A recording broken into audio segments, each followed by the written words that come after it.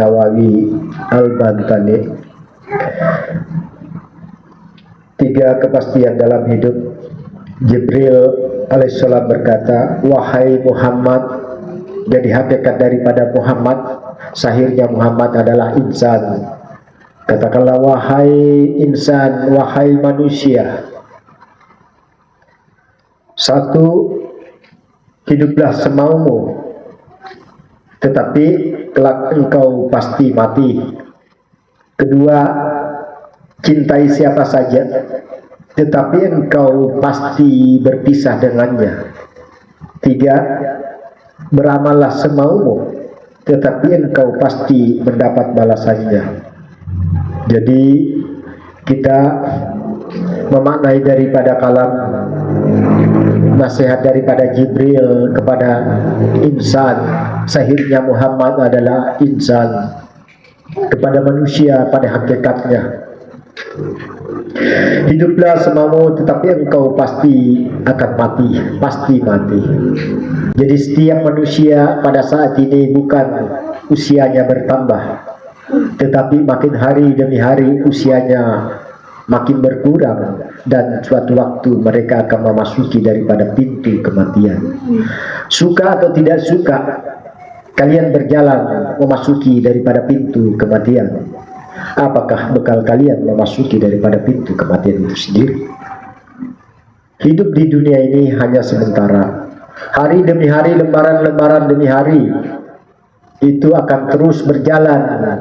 Pada awalnya engkau dihidupkan di dalam keadaan suci, fitrah, dan engkau mesti kembali di dalam keadaan fitrah. Karena engkau dihidupkan di dunia ini di dalam keadaan suci, maka engkau mesti senantiasa mensucikan dirimu untuk kembali kepada Allah. Yang suci mesti ketemu yang suci. Jangan disangka bahwa bertemu dengan Allah itu setelah kematian. Allah tidak terikat dunia dan akhirat. Allah tidak terikat waktu, bahwa perjumpaan dengan Tuhan di muka bumi ini, di dunia ini, jangan engkau dustakan. Sebab jika engkau mendustakan perjumpaan dengan Tuhan di dunia ini, maka amalanmu sia-sia, bahkan tidak akan diperhitungkan di akhirat. Jadi saya ingatkan bahwa jangan sampai mendustakan perjumpaan dengan Tuhan di dunia ini, karena sudah terkena di surah Al-Kahfi 105. Barang siapa yang mendustakan perjumpaan dengan Tuhannya, maka amalannya tidak akan diperhitungkan di akhirat. Padahal sudah sangat nyata, sudah sangat jelas. Barang siapa yang ingin menjumpai atau berjumpa dengan Tuhannya, maka tinggalkan segala kesyirikan, kosongkan dirimu dari segala sesuatu menuju cahayanya. Isilah dirimu dengan cahaya Rasulullah, dan dengan cahaya itu engkau menjumpai daripada Tuhan. Cahaya Rasulullah mensucikan dirimu dari berbagai kesyirikan. Itu yang mesti dipahami, bahwa bekal, sebaik-baik bekal adalah beserta dengan Rasulullah SAW. Amal kita bisa sia-sia bagi fata morgana yang kita sudah menyangka akan menyelamatkan kita, tetapi sesungguhnya amalannya sia-sia. Sekalipun kalian siapa, jika mendustakan perjumpaan dengan Tuhan di dunia, maka pada saat kematian amalanmu tak berguna, tak menjadi syafaat atasmu. Kemudian cintai apa saja, tetapi pasti engkau akan berpisah dengannya. Ketika kita di dunia ini, apapun yang kita cintai pasti akan kita berpisah. Bahwa segala sesuatu yang kita cintai pasti akan kita berpisah. Maka janganlah terjatuh mencintai pada sesuatu. Janganlah mencintai yang terjatuh pada sesuatu yang fana, yang binasa. Hiduplah dengan cinta dan mencintai cahaya Rasulullah SAW, karena dia akan menuntunmu di dalam kehidupanmu, bahkan akan menuntunmu di saat sakaratul maut, bahkan menuntunmu pada saat di alam barzah, di alam kubur. Itulah pentingnya mencintai yang tidak sama dengan sesuatu. Jangan sampai mencintai yang sesuatu yang pada akhirnya sesuatu itu berpisah denganmu, tetapi dia tidak bisa menjadi syafaat padamu. Cintailah yang tak sama dengan sesuatu, terlebih yang tak sama dengan sesuatu. Cintailah yang laisa kamislihi syai', terlebih daripada yang laisa kamislihi syai'. Bahwa cahaya Rasulullah sallallahu alaihi wasallam sifatnya laisa, terlebih daripada zatnya, Tuhannya, Rabbul Izzati. Dia terlebih laisa daripada itu sendiri, karena dia adalah Tuhan dari segala zat. Itulah yang mesti kita cintai. Dan begitu pula bahwa kita mencintai cahaya-cahaya Allah yang nyata di muka bumi ini. Kita mencintai wali-wali kekasih Allah.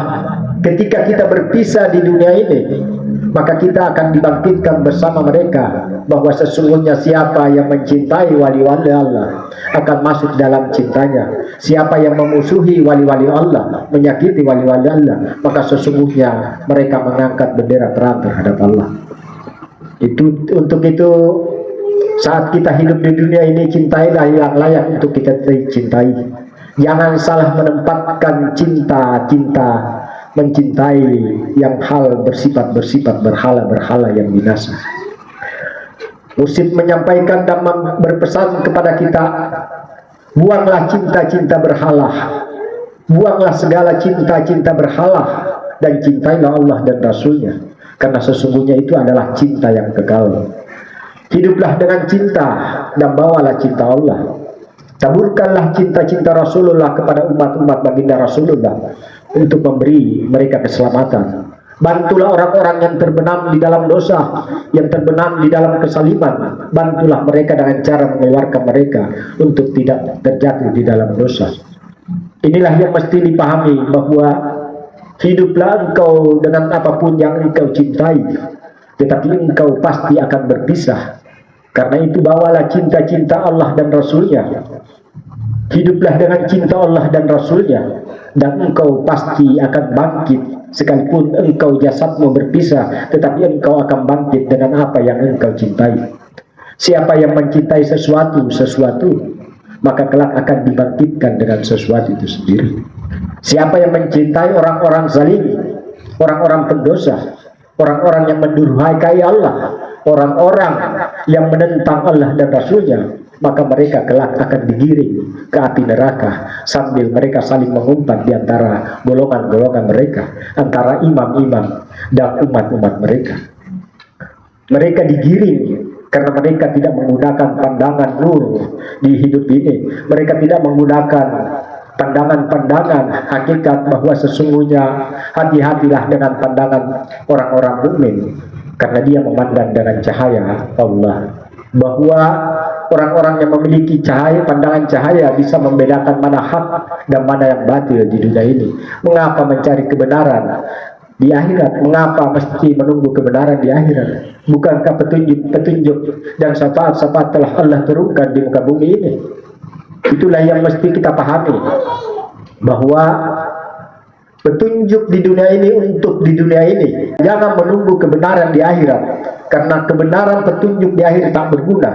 Itu adalah penyesalan.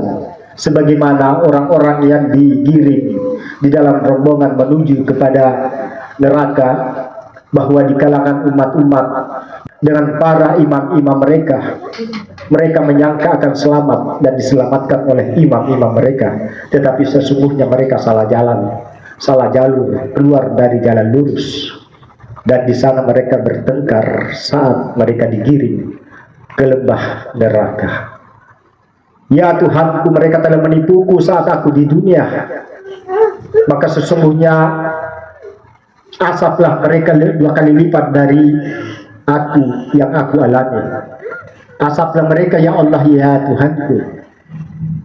Asaplah mereka karena mereka telah menipuku. Dan mereka pun berkata bahwa mengapa aku tidak melihat orang ini hina di dunia? Mengapa aku menganggapnya mulia? Dan mengapa nanti di akhirat baru aku temui?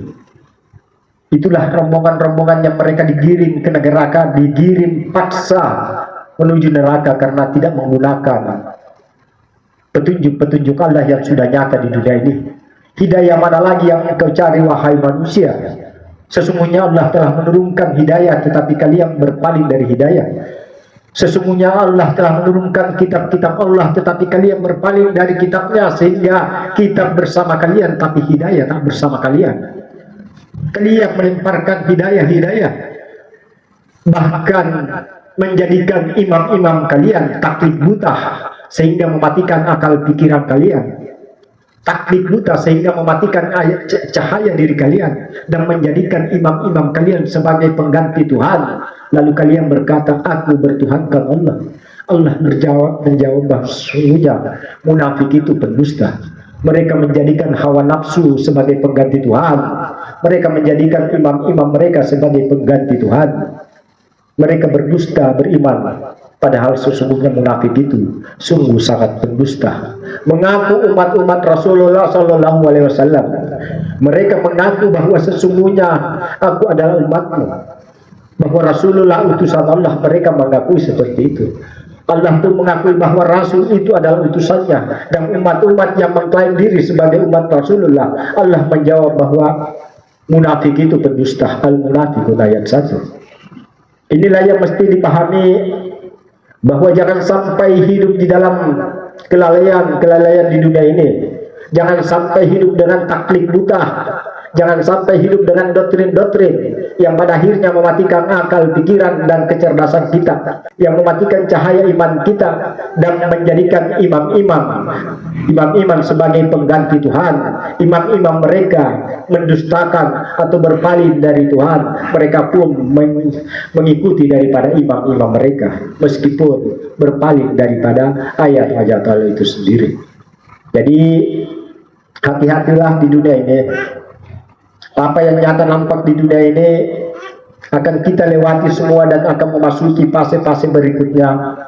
Bahwa sebaik-baik daripada umat atau umat-umat yang memiliki kecerdasan spiritual yang sangat tinggi, maka tidak hanya memikirkan kehidupan di dunia ini, tetapi juga mampu menembus daripada alam barzah hingga gambaran tentang kehidupan di akhirat kelak. Itulah sebabnya maka mestilah menggunakan hari demi hari kita, karena kita berjalan menuju pintu kematian. Bahwa setiap yang hidup pasti akan mati, apakah dalam waktu dekat atau memiliki jangka waktu, itu menjadi rahasia. Mengapa dirahasiakan? Agar kalian wahai manusia senantiasa bersiap-siap untuk menuju daripada pintu kematian, karena jadwal tiketnya tidak ada setiap dari orang. Kalian tidak diberikan jadwal tiket kematian, tetapi dikabarkan bahwa setiap orang memiliki tiket-tiket kematian, tapi tidak jelas kapan matinya. Itu menjadi rahasia hakikatnya, agar umat-umat, agar manusia senantiasa bersedia untuk memasuki pintu kematian, dan senantiasa menyediakan bekal untuk memasuki daripada pintu kematian itu sendiri.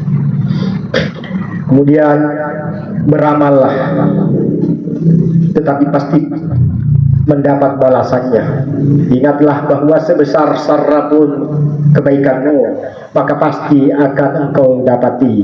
Sekecil sarapun keburukanmu, kejahatanmu, maka pasti engkau akan melihat. Berbuat baiklah, Allah perintahkan untuk senantiasa berbuat baik atas bimbingan cahaya Rasulullah. Itulah yang disebut amal soleh, karena setiap amal di Al-Quran selalu diiringi soleh, agar amal itu tidak terbimbingi dengan nafsu, tetapi amal yang terbimbingi soleh, yakni cahaya Rasulullah Sallallahu Alaihi Wasallam. Alhamdulillahirabbil alamin. Inilah kalam hikmah malam ini yang tersahir. Semoga umat-umat sadar atas kehidupannya, bahwa sesungguhnya kehidupan ini sangat singkat. Dalam sekejap kita bisa ke masa lalu dengan menutup mata dan mengenang masa lalu, dan saat ini bisa saja kita mati besok, karena kita tidak mengetahui rahasia itu sendiri. Yang kadang kita dengar hanya seseorang telah mati, seseorang telah meninggal, katakanlah di dalam kecelakaan. Ini adalah suatu pelajaran. Jangan lalai di dalam kehidupan ini. Ingatlah tentang kematian di saat engkau lalai, sehingga engkau senantiasa sadar, menyadari diri untuk masuk dalam pintu kematian.